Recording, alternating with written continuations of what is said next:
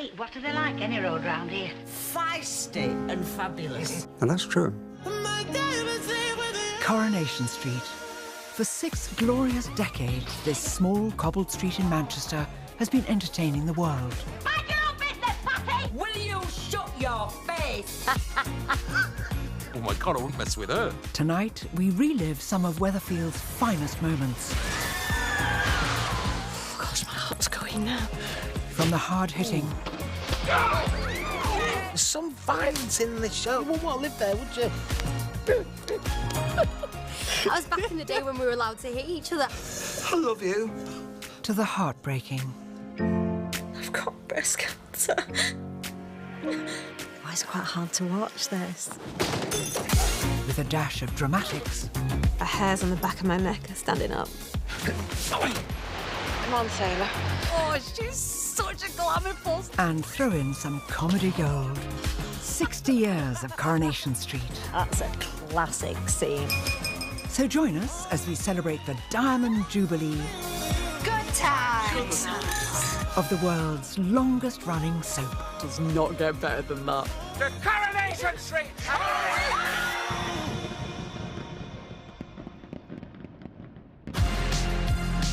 With a cast of 87 characters and 6 brand new episodes every week, They're knocking down half of Coronation Street. Coronation Street's dramas are watched by millions. It's me. Yeah, listen. Drop whatever you're doing, grab the nearest suitcase and start packing. I'm booking 2 tickets for Cyprus. Just tying up some loose ends. Yeah, unfinished business. Its origins, however, were a little more humble. It all began in the 1960s, as the Beatles were putting Liverpool on the map. He painted Salford, smoky tops on cardboard. A young Lancashire lad was about to do the same for Manchester. Coats where I used to play. I'm Mrs. Sharples. I'm very pleased to meet you. Tony Warren's inspiration for characters like Ina Sharples, Annie Walker and Elsie Tanner came, he said, from growing up surrounded by strong women. He loved working-class women, and he just must have observed and decided to write about them. I remember hearing that he used to sit under his mum's table, making notes, listening to them gossip. I'm the caretaker at the Bad Tidings Hall. Oh, that's just across the street, isn't it? What's your place of worship? I don't really do much about it. Oh, I know. He caught the rhythms of speech of those women. When we first meet Ina Sharples in the corner shop, she talks very, very quickly, and she talks with a certain kind of rhythm. Within a week, they were received, christened and confirmed. Within a fortnight, she was sitting up all night, sewing surplices. And changes subject on a flick. I'll take a packet of baking powder. He would always give a different view. He had a sort of lateral way of thinking, and if any situation you put forward, he would give you a fresh approach to it. He had a very interesting mind. At just 24, Tony created a cast of characters inspired by the people that he'd grown up with. His first vision of them clear in his original scripts. And they are so amazingly well drawn. Are you lot ready? We're all outside. Ina Sharples, 70s, small, with a crabby walnut of a face and flashing eyes. 1 minute she's a poor old woman, the next a screeching fiend. Good description. Bandy-legged me, bandy-legged. Who you call bandy-legged? Oh, come along now, Ina. You know you haven't had your pill. Elsie Tanner, late 40s. You what? With the very battered and much painted over remains of good looks. Hey, Elsie. Just about ready for the knacker yard. What a magnificent woman. Kenneth Barlow, 20. A Cambridge undergraduate. And how's our local genius, then? Sometimes arrogant. He's basically likeable. I think Bill's spot on there. It's only acting. Tony's clearly drawn characters leapt from the page and came to life on the studio floor, Today, our props are for Coronation Street. where what would become a very familiar set was taking shape. Not willing to commit fully at this stage, Granada TV bosses only greenlit an initial 13 episodes of Coronation Street. It was a huge leap of faith. And so at 7 p.m. on the 9th of December in 1960, TV history was made. The sound is perfect now. Thanks a lot. As Coronation Street broadcast its first episode live.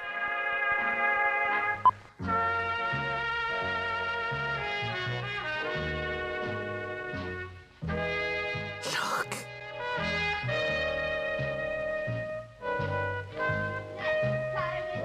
This was the first working-class drama on television. Now, the next thing you've got to do is to get a sign writer in. That thing above the door will have to be changed. It's funny having my name over my own shop. Florrie Lindley. Florence, you mean? You know how it is when you come to a new street. You don't know anyone or what to look out for. Oh, Coronation Street's all right. Mind, there's some you'll have to watch. And watch they did. Within 3 months, Coronation Street had made the top 10 in the TV ratings. It was officially a hit. Woof, it just took off. And Miss Walker and I think we should celebrate with champagne on us.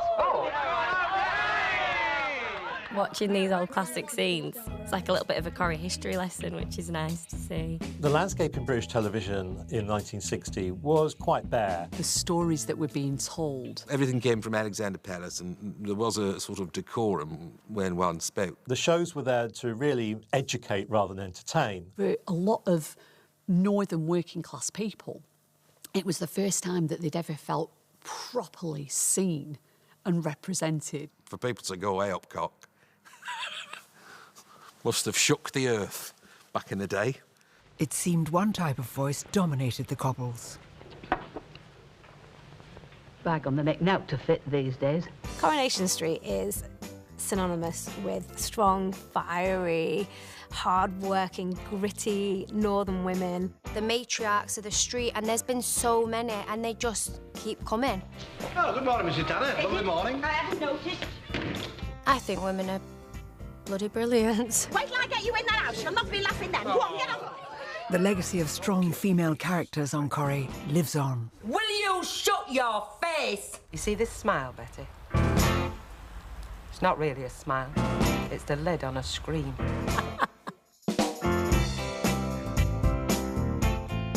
Take your temper and leave. Leave. There you are. Out.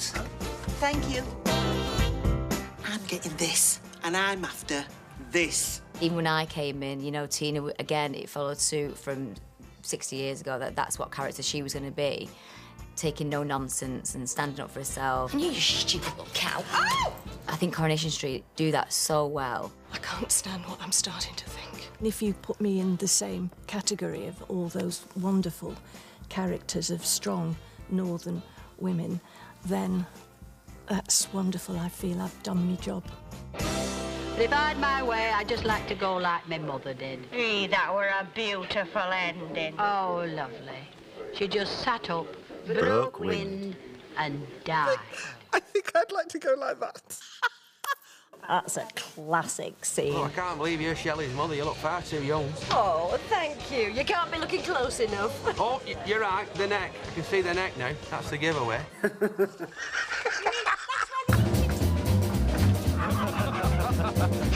When you're smiling. Humour runs through Coronation Street like Blackpool in a stick of rock. And it's attracted some of the nation's finest comedy talent. It's always had a great sense of humour. Hello. What's these then? I remember Mavis in the cabin and a copy of an adult magazine, right? And I was really shocked that he had a porn mag on Corrie. I've already sold 2 copies. Oh, you haven't? That chap who just left bought one of them. What, Mr. Tilsley? Yeah. Well, he must have thought it was do-it-yourself book or something. We need light relief. Look at what we're going through at the moment. I mean, it's so important to have a sense of humour in these things. 4.40, please, lads. He's paying. Can I owe you it? No pockets in my dress. People love it because of its humour. At the heart of Coronation Street's comedy are the writers and the performers, including some of Weatherfield's finest and funniest double acts. I have no problem with the gays. You know, I'd walk on hot coals for Paul O'Grady. Deirdre and the Blanche scenes were just, I mean, so clever, so beautifully written, but beautifully acted. She was hysterical. Wow, that looks good. Help yourself. I put the rest in the freezer. You made even more. No, I haven't made any. These are what were left from the funeral. I loved her dearly. She was such a sweet person, always impeccable with it. You just wanted to laugh every time. Her delivery was so perfect. If the corpse were here, he'd tuck in with us.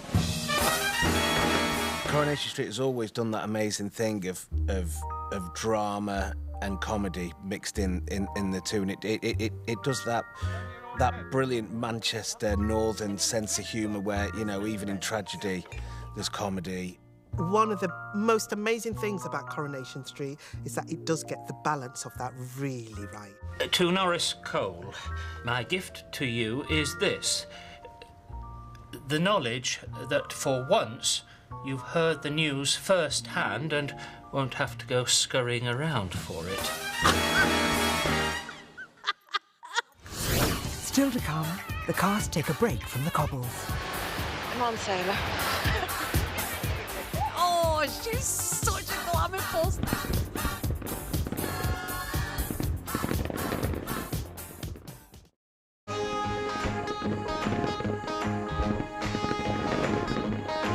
Welcome back to Coronation Street's 60 Unforgettable Years, the soap with arguably the most famous theme tune in history. I would defy anybody not to know Coronation Street music. It was like a call to arms. Come on, everybody gather. Dogs going... We had a cat that used to climb the curtain and run around the walls. Cats and dogs, it's not right from... Poor Mr. Woo. Whilst the famous signature tune may not have been music to pets' ears, rock legend Sir Paul McCartney was such a fan, he made it his own.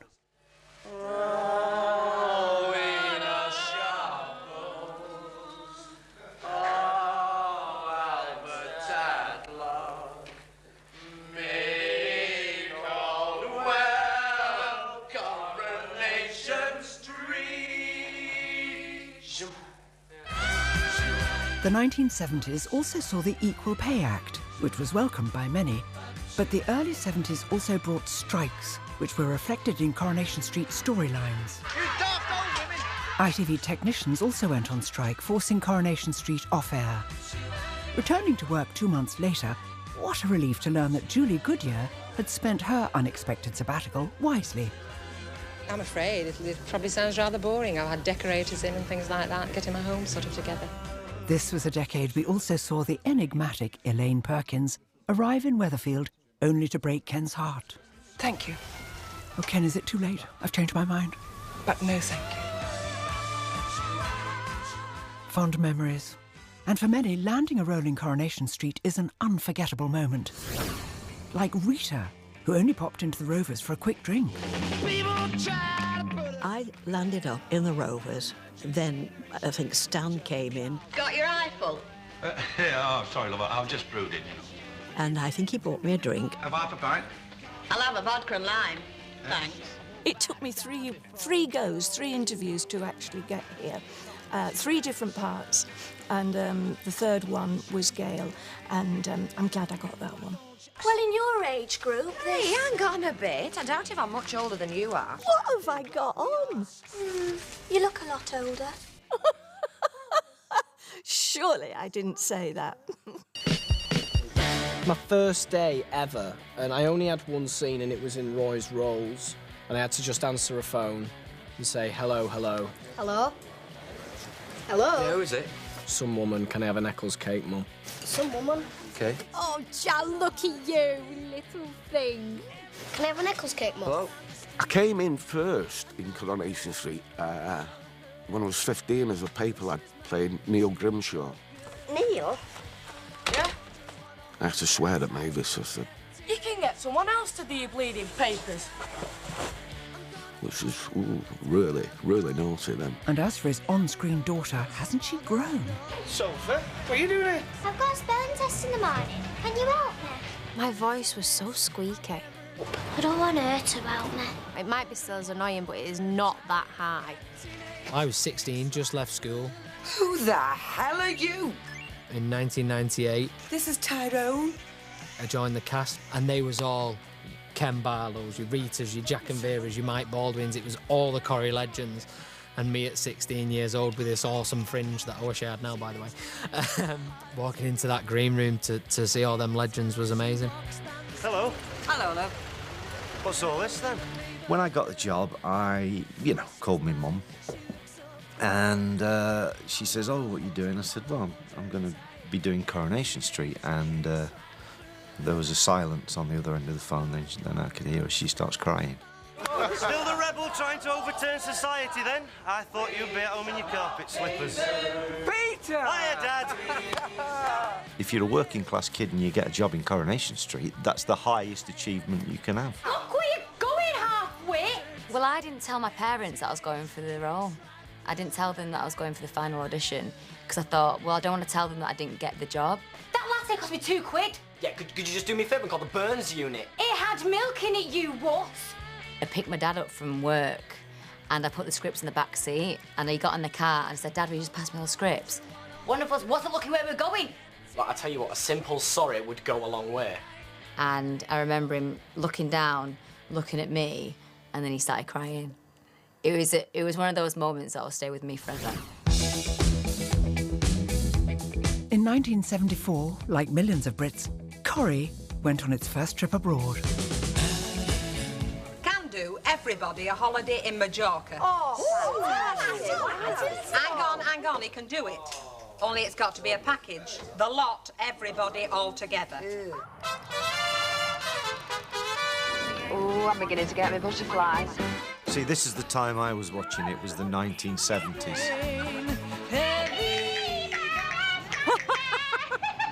It does not get better than that. It does not get better than that. Hilda Ogden and some maracas on a balcony singing We're Off to Sunny Spain.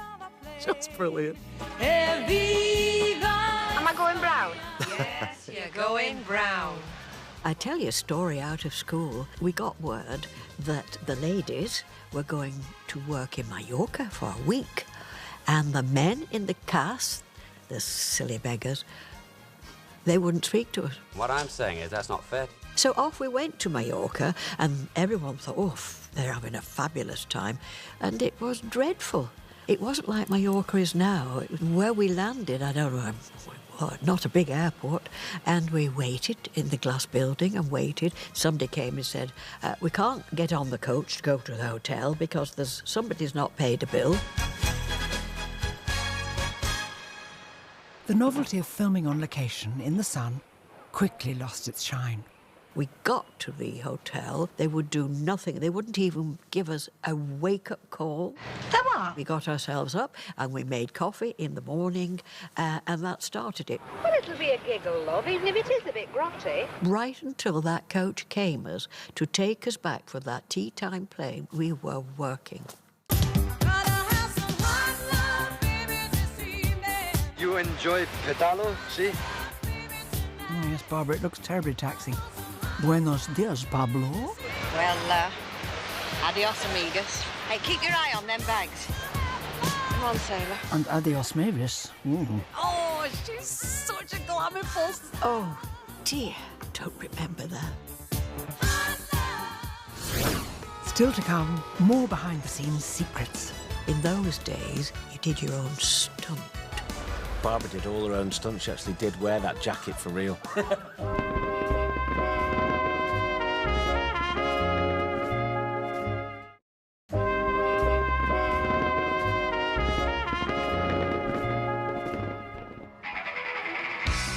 Welcome back.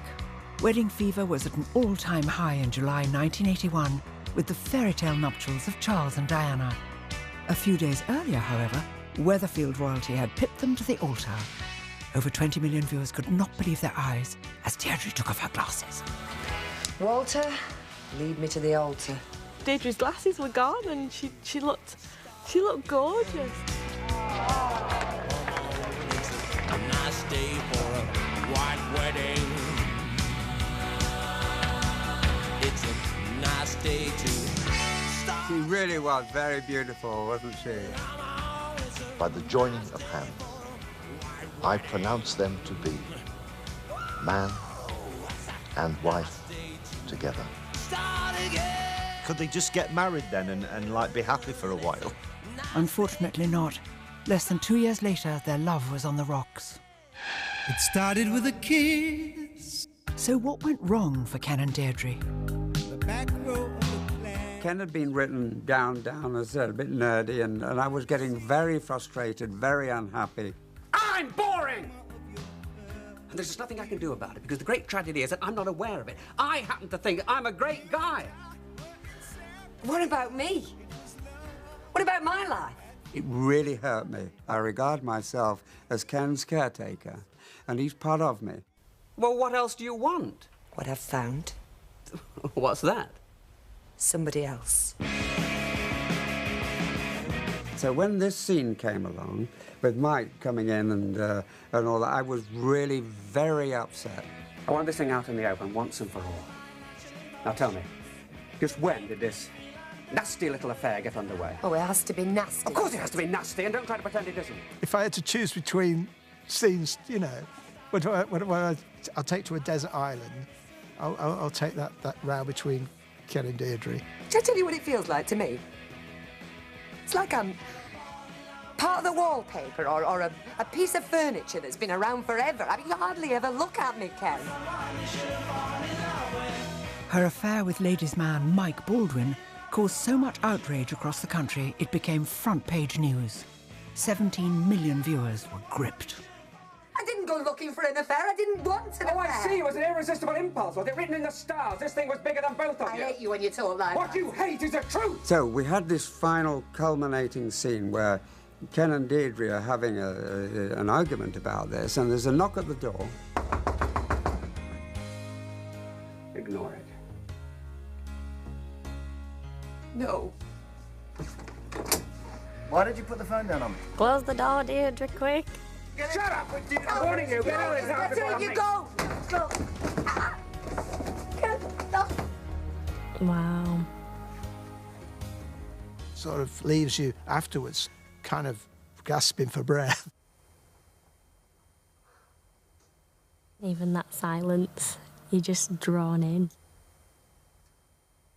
This is where Anne was brilliant. She was actually genuinely crying, and that scene became... We got an award for that scene. I think this was just the first time it was kind of all played out in front of you, and also done in such a way that you weren't taking a moral stance about it. You've really felt for Ken, you know, you felt for Deirdre torn between the two men, and in a way you felt for Mike as well. She's got a home and a family, and that is where she's staying. It was that home and that family she was so anxious to get away from. That's why she came to me in the first place. I think that was a difference, was it was an affair where you cared about all three people. I've had enough of your poison in my family, more than enough. Look. Just stay away. I really loved her. I mean, I really did love her in a true and good sense. She was such a beautiful person, a beautiful character, and a brilliant actress. The Ken, Deirdre and Mike love triangle had truly captured the imagination of viewers, and it seemed for the first time the press too. There was no big deal about soaps, but after that we were on, literally, the photograph on the screen was on the front page of all the papers. And Deirdre would famously make more headlines 15 years later. I didn't do any of it.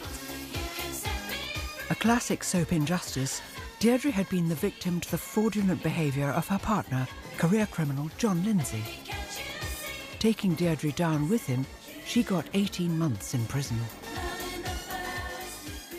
The nation was in shock, and so it seemed was the resident of number 10. Even the Prime Minister had something to say when Deirdre Rashid was wrongly jailed for a crime she didn't commit. I was sat at my desk. We were in the middle of the Free Deirdre campaign, which was huge, and I picked up my phone and this gentleman said that he was calling from number 10 Downing Street. So I was absolutely gobsmacked, to use a Corrie word, because to know that the Prime Minister wanted to know about a storyline. So it was really nice. I briefed them and, you know, we laughed about it because obviously it was probably a very strange phone conversation for him to have as well. The huge success of the show has meant its stars are instantly recognisable. I've walked into a petrol station in a full blacked out helmet and been recognised. As soon as I said, pump number 4, please, the guy went, no. I was like, how? And where there's public interest, naturally, the press will follow. How our lives changed literally overnight was a huge shock. Oh. The papers would go round to neighbours that you used to grow up round, offering them money for any background stories. They'd be following you everywhere. Turns out they were tapping our phones. I mean, I had to run across my mum's back garden over into another guy's back garden. I'd have to hide in the back of his car, and that's how we'd get around without them following us. Well, what Simon fails to mention there is that all that was probably down to Simon, that the press intrusion was after him. You know, he wasn't the best behaved. So basically, Simon spoiled it for everybody else that came after him. Surprise, surprise. I think everyone's told by other cast members, have you had the talk yet? So we tend to try and let them settle for about a month. We don't want to freak them out straight away, because it can be quite scary. I do remember sitting down with the Battersbys when they first started, and they sort of sat there and they all sort of nodded, and Jane said, I wasn't listening to a thing you were saying. So often people will come back later and say, you know, you did that talk, I didn't think any of that was going to happen to me, but it did. From cast having to be on their best behaviour to characters who get to be very, very naughty. He's dead? Baddies work so well in Coronation Street because you've grown up and you love the other characters, the victims. If I go down, you're going down with me. He was a serial killer and he did kill a lot of people. He did, but he didn't mean to, really. There we go. We should have been his barristers. He couldn't get on the tube. People were chasing him with umbrellas. It was just wonderful, really. In those days, you did your own stunt. Barbara did all her own stunts. She actually did wear that jacket for real. That feeling killed my boyfriend. The hairs on the back of my neck are standing up. I just thought of a new ending. There's some violence in this show. You wouldn't want to live there, would you? To this day, one man remains top of the list of those baddies viewers love to hate. Don't scream, OK? Step out of the shadows, Richard Hillman. He was the best one. Yeah, it was like Panto Baddie Hillman. Yeah. He was brilliant. Everyone loved him.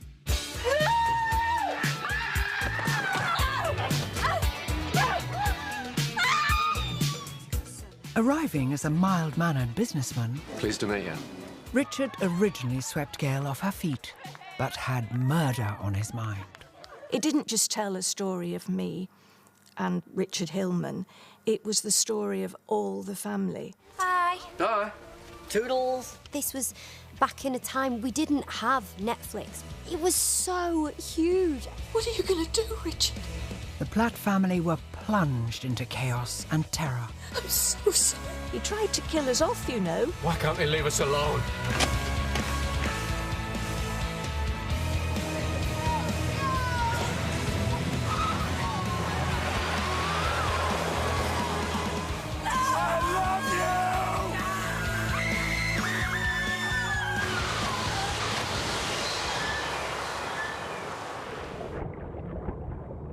I don't think they'll be able to do it now. No, I was it was like so cold, Jack. 13. I know, we They were like, went, okay, get in. this is fun, isn't it? My lips are blue. Come on, in your pot. Freezing. I had to learn to swim because I couldn't ask the viewers to have gone through all that with us and then for them to see the back view of somebody with a wig on, you know, coming up out of the waters. You talk about before you die, your life passes in front of me. I think Gail's life will pass in front of me. I mean, mine's nothing compared to Gail's. Still to come, a new producer wreaks havoc. I did kill off, I think, 9 characters in probably 2 to 3 months. And one of the street's hardest-hitting storylines. Ooh.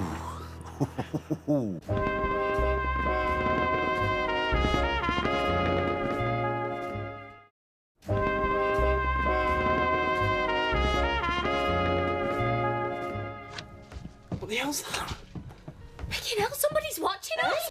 Can you hear me? Just get dressed. Yo, tell you what I want, what I really, really want. Don't tell me what you... Welcome back to the rather smashing Coronation Street 60 Unforgettable Years. Jack, come and see. It's the 1990s and the producers were demolishing some of the old sets to make way for bigger, brand new ones. Everyone agreed that the show needed to renew itself. New sets and new characters, including Raquel Woolstenhume, part-time model, full-time barmaid, and Ken's protégé. Oh, it'll all end in tears, I know it will. So, how much French do you know? Nothing. Oh, I bet you do. You think? Well, I know what baguettes are. Red wines, Vin Rouge. What was so lovely about it, you had Raquel genuinely wanting to better herself. Bonjour, Ken. Je m'appelle Raquel. Well done. Hello, Ken. My name is Raquel. Isn't it a lovely day today, okay? Oh, clever. Here goes. Bonjour, Ken. Je m'appelle Raquel. Voulez-vous coucher avec moi ce soir? What's Ken gonna say to that? Fantastic. Thank you for that. Brilliant. So lovely. Oh, Ken. Isn't it important, your communication?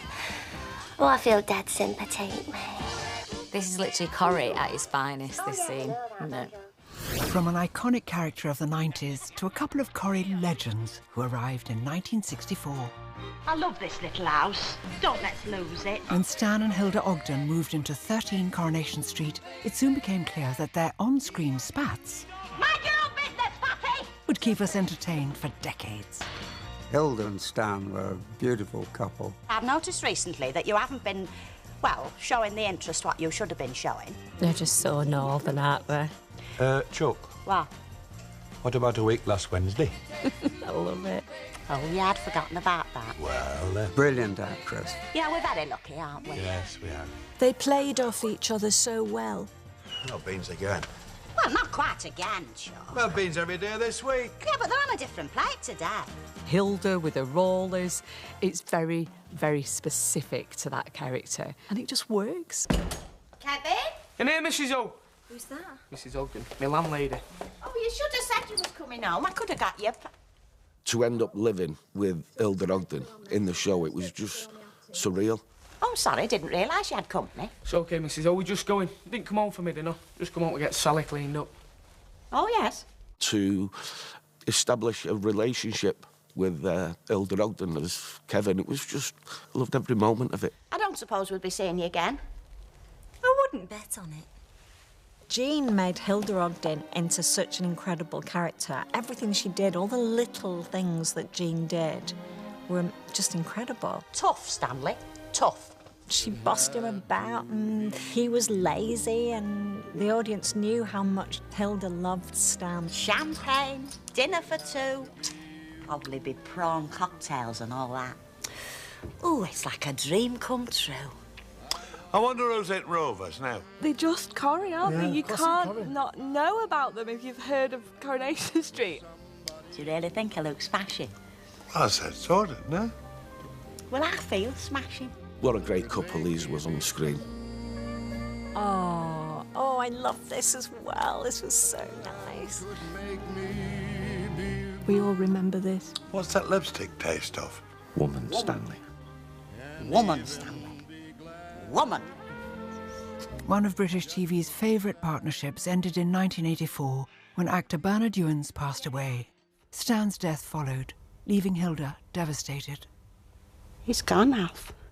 When something really tragic like that happens, you feel it with them because you love them so much.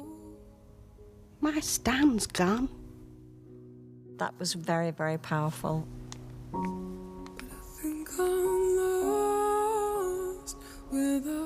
The nation's heart broke when they watched this scene. Just feel crushed without you. Think I'm lost without you.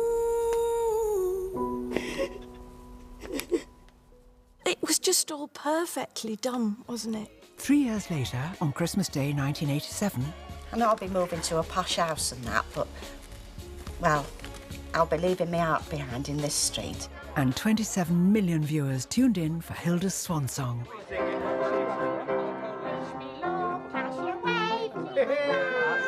Oh, Hilda's voice, amazing.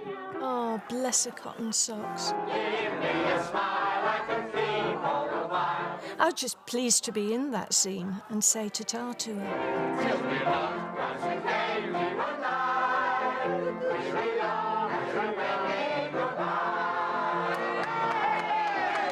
You think, oh, the street can't possibly carry on without Hilda Ogden, but somehow it does. Hilda got a very fond farewell. But 10 years later, when new producer Brian Park arrived, other characters weren't quite so lucky. When I took over Coronation Street, there was a feeling that, you know, it was slightly floundering.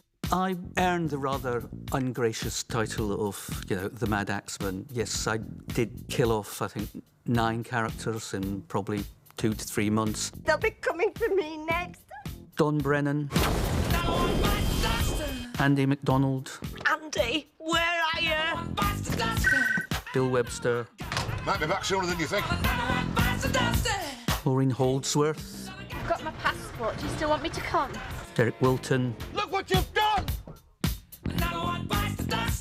Des Barnes. Love you, Mrs. Barnes. Percy Sugden. Well, I'll say goodbye. It's a grim legacy.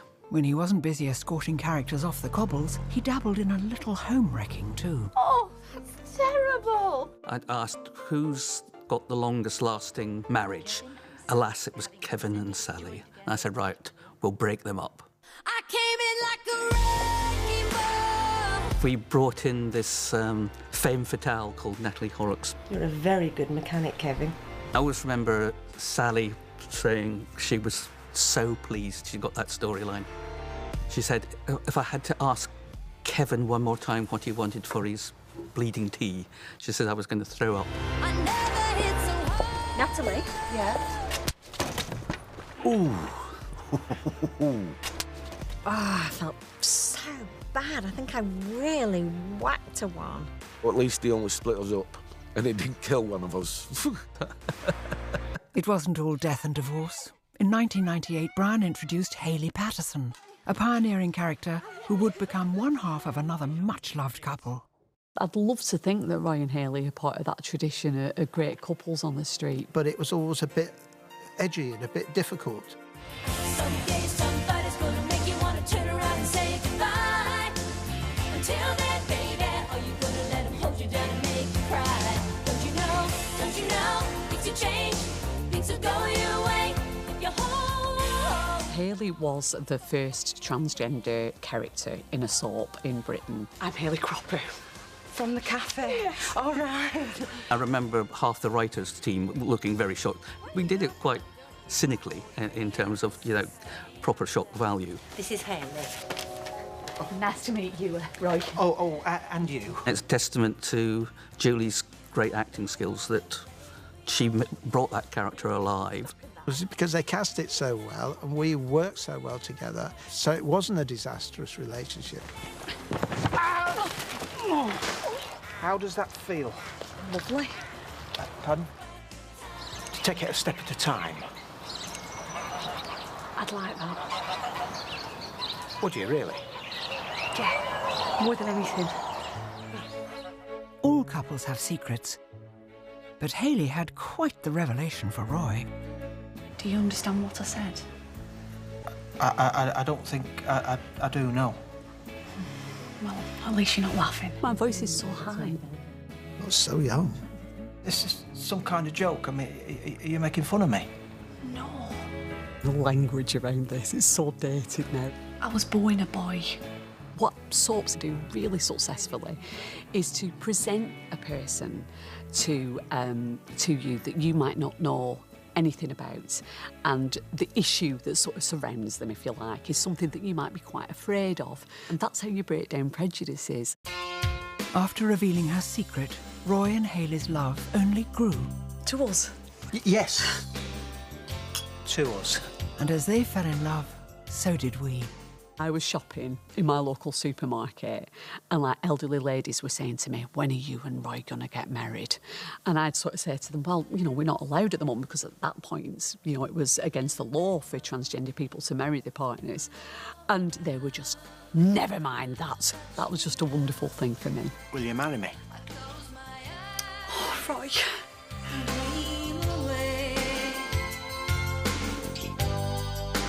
My message to you, Hayley, is this. The world can change its rules, its laws, and its opinions as frequently as it chooses. But I will remain standing beside you.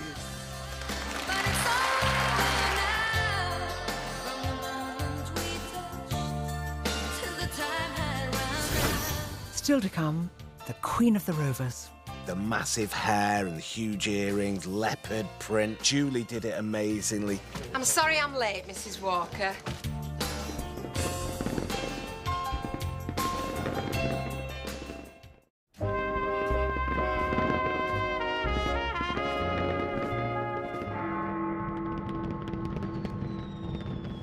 As fireworks lit up the skies of the new millennium, one of Coronation Street's most loved characters returned for one night only. Hello, Kelly. 18 million viewers tuned in to see actress Sarah Lancashire's cameo return. Surprised to see me. You could say that. Yeah, gobsmacked. And Raquel had some shocking news for Corrie. Who is it? She's our daughter. There's somebody else. Whatever you want on this divorce bit, you've got.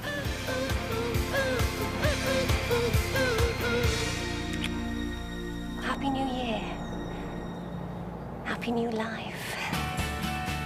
And so it was goodbye to Raquel, who, like so many before her and since, left her indelible mark behind the bar of the Rovers. A snowball, please. I don't think we got any of them. That's all right, love. You make one. How? Nay, love, you're the barmaid. When the residents of Coronation Street are in need of a smile and a drink, there's one place they go where everybody knows your name. Yes, Robbie? Pint of bitter, please. Go on, have a brandy, I'm having one. Everything's overheard in the Rovers. It's the base of the street, really. As soon as one person's got in the Rovers, everyone in the street knows what's going on then. Is that who I think it is? Very probably, yeah. Are they together now? Search me, I just stand here and serve drinks. The Rovers is where everyone will always end up.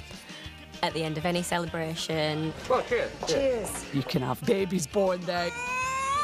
You can have wedding parties. You can have trams coming through it. You always end up in the Rovers, so that is the heart of the street. And the lifeblood of this iconic pub are the barmaids. 62 over 60 years, the very first of which was Concepta Riley, who pulled pints under the watchful eye of steely Annie Walker. So you should see us through tonight. I'm not deaf, I heard you the first time. Here come the girls, girls, girls, girls. Here come the girls. When I found out I got the job in the Rovers, I was over the moon. The Rovers is like the heart of the street, so to be given the role as the barmaid is like a massive honour. What can I get you? Oh, I think I'll just have the usual, please. Sorry, I can't seem to remember what that is. That's probably because you're too busy trying to remember what shade of orange to paint yourself in the morning. I was thrilled when I got to go behind the bar in the Rovers. Surprise! Kate Kelly, she played Becky so brilliantly. We have a wide selection of wines and spirits and some of the finest ales in England. Can you start them mixers for us, Raquel, love?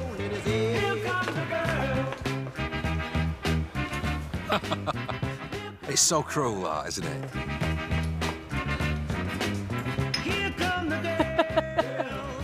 Just an absolute top-class comedian. Right, well, a pint of bitter, lager and lime, and a large Scottish wine, please. Red wine. Aye? What? Come again, what? Scottish wine, red or white. Whiskey. Scotch whiskey. She just has lived on in people's memories as a completely iconic character. But without doubt, the Queen of Newton and Ridley and a vision in bright blue eyeshadow, one Bet Lynch.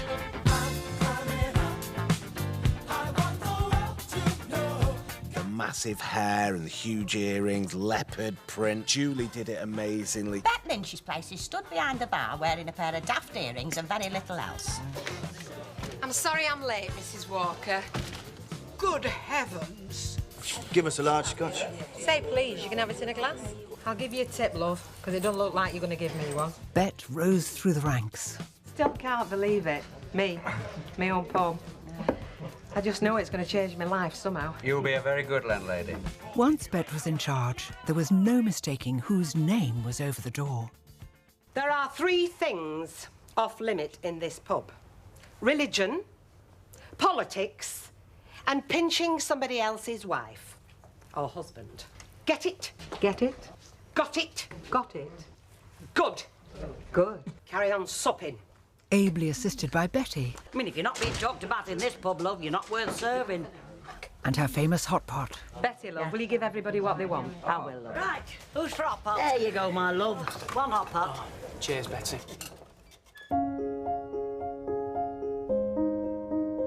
Bet said goodbye to the Rovers in 1995. In this pub, Vera, I'm cock of the walk. She eventually left the show for good in 2003, but her legacy lives on. Over the decades, Coronation Street has built a reputation for tackling important and difficult issues. You don't know me. Oh, look, what do we have here? Full of Yasmin stuff. Planning on going somewhere, dear? It's really hard to watch the scenes with Jeff sometimes. You bitch! You stupid! I had bin liners full of letters from ladies going exactly through the same thing. Heartbreaking letters. I have told you time and time again to have nothing more to do with her and to keep her arms on the bloody love. I think domestic violence had been shown on telly, but not the way around of the male being the victim. You don't think I like being like this, do you? The response was huge to that story because it was such a taboo subject.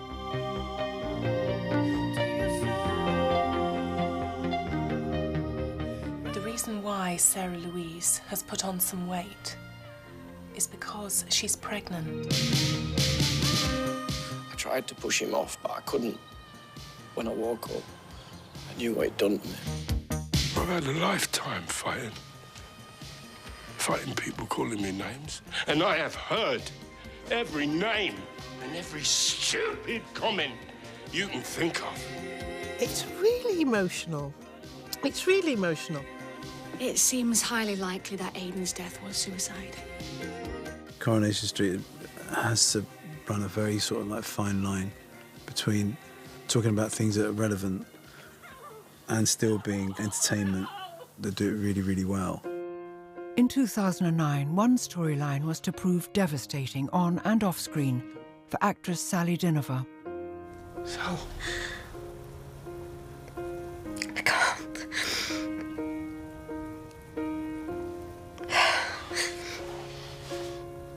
I've got cancer.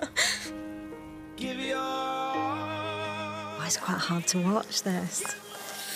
I hated that storyline. I really, really didn't like it. In a shocking case of life imitating art, Sally Dinover was herself diagnosed with breast cancer. She pulled me to one side after doing all these emotional scenes and then says she's got cancer in real life. Sal was, and is, like I say, a massive part of my life. She's a real mother figure to me. And to sit and watch her have to play something that you know deep down she's going through, it was awful. I was shaking. I just couldn't believe that this had happened. Surely that's Sally Webster, not Sally Dinover. Sally went on to make a full recovery on and off screen. Another year cancer-free. Oh, Sally, that's fantastic. Now I'm getting women who are saying, I'm going through what you went through, but just knowing that you're here and it's 11 years later just gives me so much hope. Oh, gosh, I'm going to get really emotional. In 2010, a sensational tram crash and a special live episode marked Coronation Street's 50th anniversary. This was so nerve-wracking and yet so exciting at the same time. Cast and crew pulled out all the stops with scenes that created carnage on the street. OK, we're all right.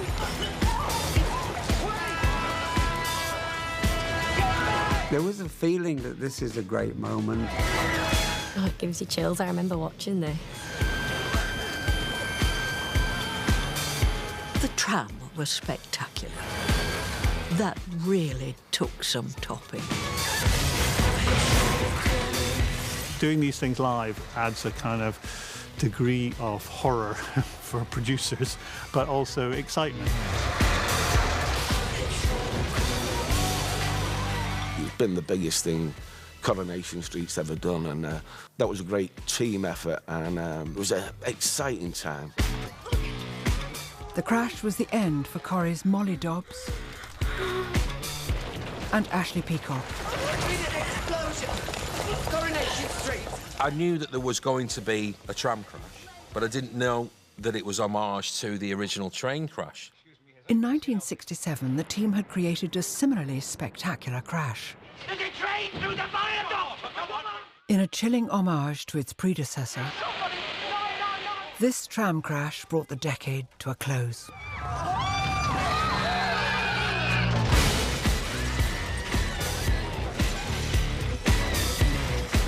Those are very exciting times and beautifully written, and I think acted by everybody.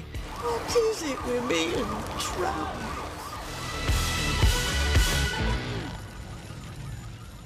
Still to come, indecent proposals. 13, so won't the real Slim Shady please stand up?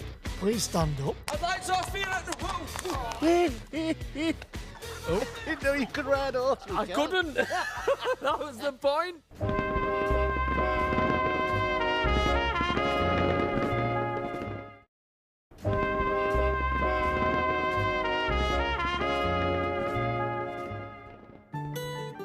Welcome back to Coronation Street, 60 unforgettable years. It's not good news, Hayley. It appears you're suffering from a particularly aggressive cancer. I'm going to end my life when I choose. Oh, I can't. Why she? I'm so sorry I have to go. No, I just wish I know, I always feel really embarrassed because I feel like I'm going like, oh, I'm crying because it's such good acting, but it's not that. It's just everything that it represents. I love you. Only know you've been high when you're feeling low. Oh, David. Only hate the road when you're missing home. Only know you love. Saying goodbye to, you know, probably the most important and wonderful working relationship of my life. When it's burning low. Only miss the sun when it starts to snow. Only know you love her when you let her go. During its 60 years, there have been 57 births, 196 deaths, and 132 weddings. There's nothing quite like a Weatherfield wedding. You can't beat a nice church wedding. The first was in 1961, when Jack and Annie Walker's daughter married Gordon Davis.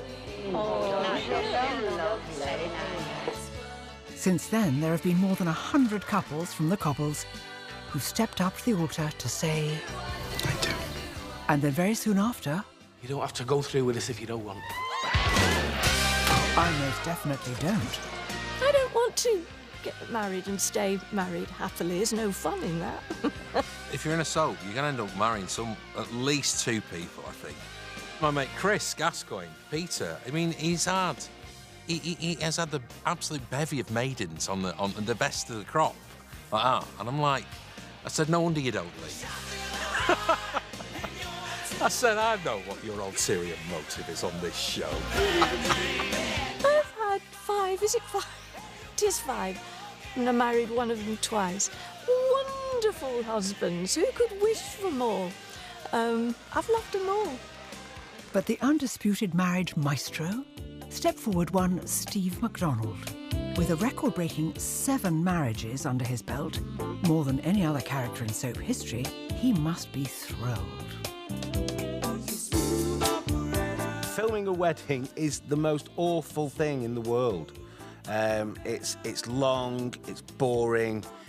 Mainly it's cold because the lovers to get married in winter in a sandstone church, so it's basically a giant fridge. Just because I look like Henry VIII doesn't mean I need the same amount of wives. He always had a lovely suit, didn't he, Steve, for the wedding? I mean, what bin did they find those suits? What's that about? Oh, it's only side, just, you know, we don't even need the budget, just grab that. We're getting married. Steve MacDonald has tied the knot with Vicky Arden, Karen Phillips, Mrs. MacDonald, welcome home. Becky Granger. Are you hammered? Celebrating. Michelle Connor, and of course the girl of his dreams and nightmares, Tracy Barlow, who is so good he married her twice. After everything that's happened and everything that's been through, you know, strangely enough, it turns out that Tracy's the right one. She'd already lost the baby, Steve. Check the dates. Your shiny new wife's a filthy liar. She's evil, she's horrible. She keeps him on his toes and, you know, and he's slightly frightened of her. So that whole thing... God, it sounds like my real marriage. And I thought I'd had the most. Well, in that case, I've room for 2 more. However, one hopelessly romantic resident loved falling in love so much he made a habit of proposing. I know a folk joke about me proposing. They'd say I proposed to a mop if you put it in a nice frock. Will you marry me? But it's not that I propose a lot. I want to marry you. Fred, you don't. Fred! I'd make you so happy, I swear I would. I just get turned down a lot. I'll not give up. Not in my nature. And when I fall hard and fast. I love you. I want to spend the rest of my life with you. I fall in love too easily. Marry you? You don't have to worry, 'cause baby, there Oh, my goodness. When I ask a woman to marry me, I mean it. Of course I will. Now, come on, Fred, get off. I mean it with all my heart. Fred wasn't the only one on the street who knew how to make a grand romantic gesture. I'm Slim Shady, yes, I'm the real Shady. All you other Slim Shadys are just imitating. So won't the real Slim Shady please stand up? Please stand up. Please stand up. Is Fizz on the way? Fizz! There's someone to see. Fizz! I'd like to ask for you at the whoa! Oh, didn't know you could ride a horse. I couldn't. That was the point. No celebration is complete without another of the street's most loved couples, on and off screen. For me, Jack and Vera were everything that the street was about. Jack and Vera Duckworth, true soap royalty. Give over, Vera. Folk might be watching. They first appeared together back in 1979. Hey, you haven't met my husband, have you, Jack? And their unique brand of romance... A bread board. A flaming bread board for my Christmas present. Yeah, well, look knackered, doesn't it? Yeah, well, it's not the only thing that looks knackered round here. soon made them the nation's favourite couple. Will you stop it? You're just trying to be thoughtful, that's all. Well, he must have a couple of months to live then. God forgive you. When I was growing up, before I was on Coronation Street, Bill and Liz, who played Jack and Vera, they was Mr. and Mrs. Coronation Street to me. Yeah, well, you want to be careful, because you've only got me left. Don't I know? I've only got you left. You totally, utterly believed those characters existed in real life. You believed them. You believed they were somebody's next-door neighbour. It's only a joke, innit? Ah, well, you'll laugh on the other side of your face next time you come out with something like that, I'm warning you. I always loved the Jack and Vera dynamic. Jack! Oh! That love-hate thing. She's constantly cracking him round the head. Get out! Jack! You've done it! Get out! She'd always have him back. Divorce was never an option. Oi, you! The name's not Oyu, it's Tyrone. I was a young 16-year-old kid and I'd just joined the biggest show on UK television, and I kind of needed somebody like Bill and Liz, and the advice that they gave me in very different ways, you know. Liz would often sit with me and have a chat, and I needed that. I don't want to be like my mum and dad. I'd prefer to be like you and Jack. Oh, Tyrone. Vera was a strong woman and Jack was this henpecked husband, but he desperately loved Vera. I love you, Jack. I know. And you know too, don't you? I do.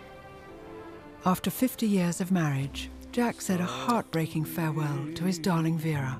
No, you haven't left me, you haven't. Jack wouldn't be without his soulmate for too long. For my heart would break. One of my favourite episodes ever was when Vera's ghost came back for him. And see me go. 2 years later, Vera returned as a ghost to be reunited with Jack in a scene that broke the nation's heart. While the music's playing. What are you on about? Come here. Oh.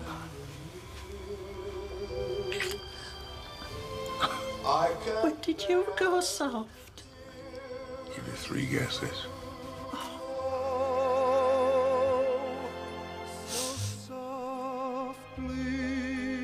Personally, knowing that Bill's health wasn't great, that was one of the hardest days I've ever had to film. As I leave you there. It was like part of your family dying, you know. What more could you wish for in 2 characters than Jack and Vera? From my hometown, It's been a truly unforgettable 60 years of Coronation Street. Ooh, the people I've made, how the wonders of my world, how the wonders of my world, how the wonders of this world are the wonders now. For those who've walked the cobbles, it will always hold a place in their hearts. Somebody said to Tony Warren once, "Where is Coronation Street?" And he said, "Wherever you want it to be in your heart." This show has my heart. I love it so much. Privileged to be a part of it. I love it. I'm never going to forget Coronation Street. It's been my life. I'll miss you. And I'll miss you too. It's been everything that an actress could ask for. In a word, Coronation Street is like home. So long as the public are getting what they want, Coronation Street will outlast us all. I miss everything about Coronation Street. I'd say mainly the people. I think Coronation Street will continue for another 60 years. And after 6 decades, is it time for Ken to put away the crossword? Don't even think about it. I'd like to be the first centenarian to be working in a so why not? Wow. Coronation Street means everything to me, everything. It's, you know, I love it. It saved my life. Sorry, I'm going to stop.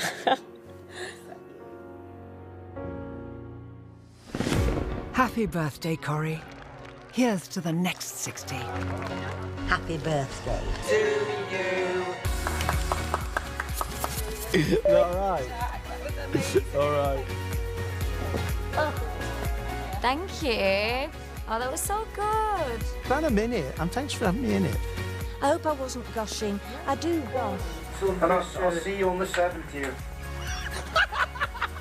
Thank you, Simon. Cool. Thank you very much. Thank you very much. No, well done, everybody.